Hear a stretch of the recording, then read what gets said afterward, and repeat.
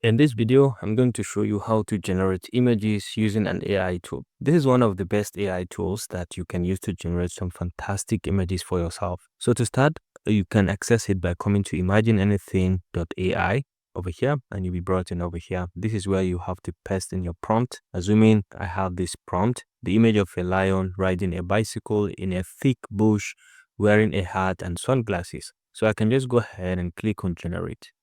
And the good thing about this website is that it is free for you to use up to 30 free fresh credits every month, and you can vary the usage. If you change an email address, you can use another email address to generate another 30 and so on.